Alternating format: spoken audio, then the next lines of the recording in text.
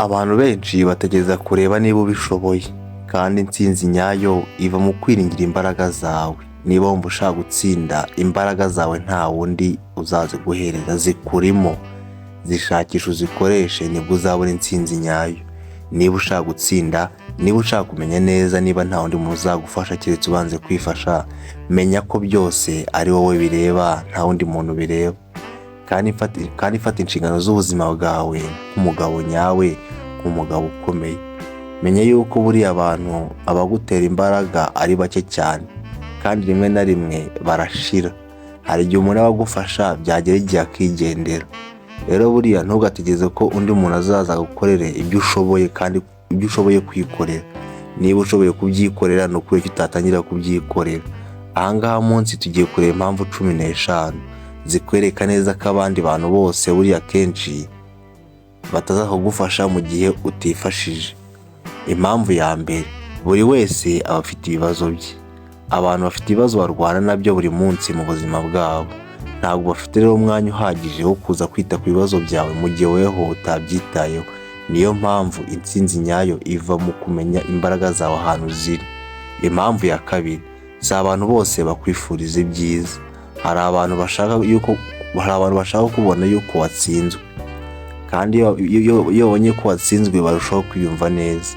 Rero urumva kumenya kwifasha buri kimwe bigusubiza buri gisubizo cyose mu buzima bwawe.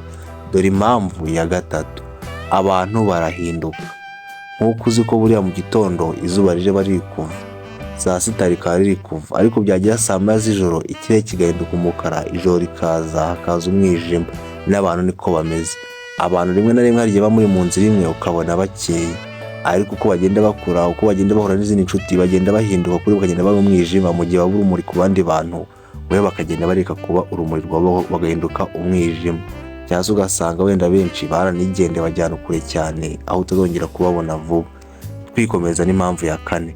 Gusa ikiganiro niba wagikunze ni ukuri dukore subscribe kuri no channel yacu bita Big Win TV. Nta muntu ubabazwa cyane n'ibyo we wabuze nk'uko wowe ubwawe bikubabaza.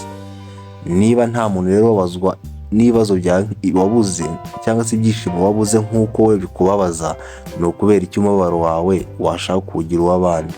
Umubabaro wawe ni uwawe, si uw'abandi. Niba rero ufite umubabaro, ni wowe ugomba kwivanamo. Wowe urufunguzo rwawe ushaka kuvana, nawe ufite urufunguzo rwawe ushaka kugira. Haguruka utangire ukore. Impamvu ya gatanu, nta muntu wita ku nzozi zawe nk'uko wewe ubifata, cyangwa se nk'uko uzizereramo. Niba wumva ushaka kubaka inzu y'amabati 15, hari undi ushaka kubaka etaje. Niba wumva ushaka kubaka etaje, hari undi wabuze n'amafaranga yo kubaka inzu y'amabati 15. Ese ni ukubera icyo utahaguruka ngo by'inzozi zawe? Nta wundi muntu uzagufasha uretse weho ubwawe. Impamvu ya gatandatu, gusa niba wabikunze ni ukuri dukorere subscribe. Ufite inshingano ku buzima bwawe, si abandi bantu. Nk'uko iyo ubyutse mu gitondo ari wowe wibyutse, cyangwa se nk'uko iyo wenda iyo uri kurya uvuga ngo ndahaze, nta wundi muntu umenya ngo ese uriya muntu arahaze reka mubuze kurya. Ni wewe umenya ngo ndahaze, uriyarurira ukarya ukumva ntuhaze, ukongeraho ibindi. Wahaga ukumva yuko uhaze ugahita urekera. Rero urumva niba ufite inshingano zo ku buzima bwawe, nta wundi muntu uzamenya ngo uriya muntu arahaze mu ibindi biryo. Hari n'igihe wenda akwima ibindi biryo kandi udahaze, ariko weho urumva n'ibibazo mu buzima bwawe. Niba umenye neza ibibazo byawe, umenya ibiriho, ukamenya n'ibyakemutse, ukamenya ibitarakemuka, ukamenya ibyo ubanza n'ibyo usorezaho. Urumva rero mu yose nta wundi muntu ufite inshingano ku buzima bwawe nk'uko weho uzifite. Impamvu ya karindwi, abantu baragufasha ariko buriya bagufasha uko bishakiye, si uko weho ubishaka. Niyo ubonye support, umuntu agufasha uko yishakiye cyangwa uko bitamuvuna kurusha uko weho bikuvuna, kurusha uko weho ubishaka. Hari igihe buriya abantu bakora ibintu bike, cyangwa se bagatekereza yuko kwereka yuko bagufashije aribyo bizaguhuma amaso.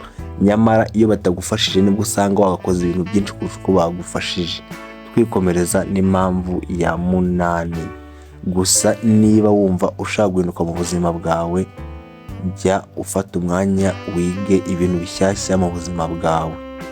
kumva rero inama y'umunsi ni rumwe mu rufunguzo nibura wajya ukoresha kugira ngo ugere ku ntsinzi zawe. Iyi ni inama y'umunsi, niba wayikunze dukorere subscribe. Twikomeza n'impamvu ya 8. Inyungu zabo sizo zawe, inyungu zabo sizo zawe. Bafite ibyo ubundi buriya abantu bafite ibyo bashyize imbere bitandukanye. Icyo ni kucyumva, abantu bafite ibyo bashyize imbere kandi bitandukanye n'ibyawe.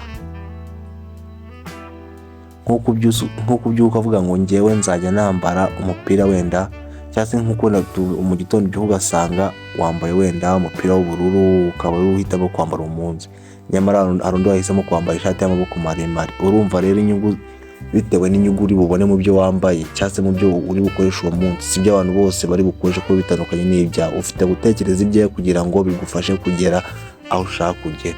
Twikomereza n'impamvu ya 9. Abantu batanga ubutabazi iyo bamaze kubona ko nawe uhanganye n'ibibazo urimo.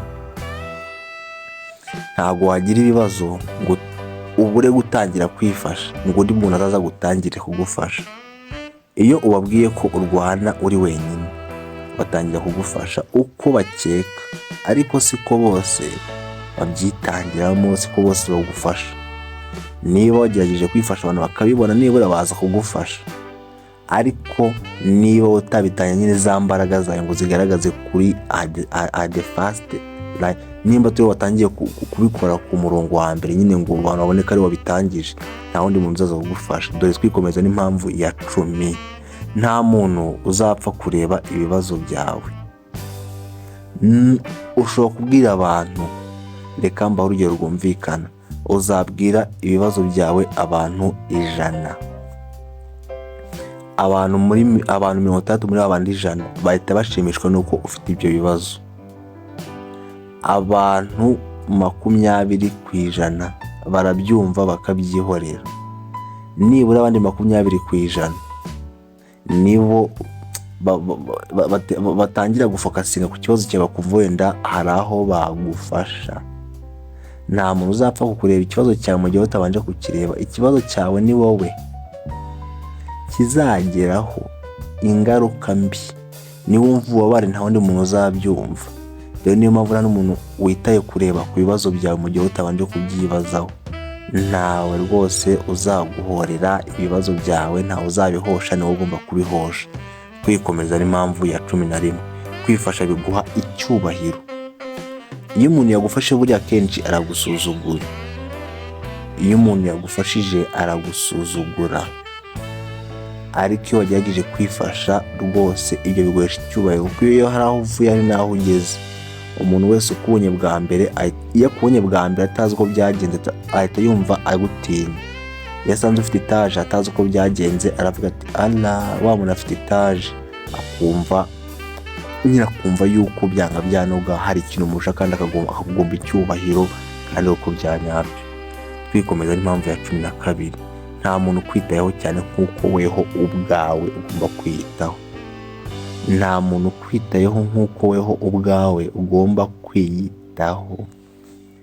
Reka nk'urugero, muri kugenda mu muhanda uri kumwe n'inshuti zawe ugasitara urwara rukavamo, ese bose bumva uburibwe nk'uko uri kubwumva? Usibye kubona amaraso adudubiza, ese baba bari kumva uburibwe nk'uko uri kumva? Oya, ni weho uri kumva uburibwe mu cyimbo, bo batari kumva uburibwe. Nyine bo barakubwira ati pole, ihangane, baguhumuriza, ariko nyamara ni wowe uri kumva uburibwe. Rero nta muntu kwitaho cyane nk'uko ugomba kwitaho. Kwikomeza n'impamvu ya 13. Abantu ntibakomeza kwitanga igihe kinini. Nubona support, nubona uburyo isi nikonsa, uzonke vuba kuko ihita igucutsa. Abantu nibagufasha uzababyaza umusaruro, kandi igihe bagufasha ukore cyane, kuko abantu nibagufasha igihe kinini, igihe kiragera bakavuga bati naramufashije bihagije, ubwo nawe yibageho yimenye yifashe. Kandi ndakeka neza ko atari ubwa mbere umvise iryo jambo ngo naramufashije bihagije. Twikomeza n'impamvu ya 14. Kwizera abandi cyane biravuna rwose, bikuvunira umutima. Hari ukuntu wizera umuntu. Abantu buriya ntibakwiye kuba icyizere cyawe cyose ntugomba kuba bagifite, kuko gishobora kugucika igihe utabigerageje. Niba umuntu umwizera 100% ati biriya bintu arabikora, ushobora kwizera ko ari bugufashe ikintu 100%, nyamara akaba ari ugutenguha, yabyanga kuko n'afite ibibazo ari kurwana nabyo, ugahita umwanga ukamugira umwanzi, kandi mu by'ukuri nawe ubwe yarakeneye support, ahubwo nuko yabuze umuntu uyimuha, ahubwo we wari urambirije ukwizera kwawe kuri we, ugasanga umwanzi, kandi nawe nta bundi buryo yari afite, yaragiye kubanza gukemura ibibazo bye. Impamvu ya 15 ari nayo ya nyuma, gusa nimba wabikunze ni ukuri dukore subscribe, ni ukuri pe. Impamvu ya 15, iyo utsinze abantu birababaza, nyuma yuko bavuga ngo twaramufashije, twagize ute, urumva intsinzi yawe abantu baraza nyuma bavuga ngo bari bakuri hafi ibyo wakoze byose. Abantu uri kubumva, uwapfuye kuguha support ahita avuga ati impamvu yabigezeho twamubaye hafi, nitwe twabikoze. Nyamara iyo ubyikoreye ku giti cyawe biguha icyubahiro, n'umuntu uje bwa mbere akakubona bwa mbere, nyine kuba batazi uko byagenze, ahita avuga ati ehe, uriya muntu hari aho yavuye, hari n'aho yageze, yiteje imbere. Kwiringira abandi, rwose kwiringira abandi cyane ni ukwishingira ubutindi mu mutwe. Kugera ku ntsinzi ni ukwiringira ubugabo, kwiringira inzozi zawe, kuko inzozi zawe ziri guhamagara bwo nuko udashaka kuzumva. Zikurikire, utangire uyu munsi, utangire n'ibyo ufite, utangirira aho uri. Imbaraga zawe zikurimo ntabwo zindimo, kandi nanjye imbaraga zanjye zindimo ntabwo zikurimo. Ufite imbaraga zose wakenera imbere yawe kugira ngo utangire ibyo utangira mu mbaraga zawe. Iyi ngiyi ni inama y'umunsi ica kuri Big Win TV. Niba wayikunze dukore subscribe kugira ngo tujye tubana umunsi ku munsi. Ngewe yibagezaho ni Cyubahiro. Turabakunda. Ciao ciao.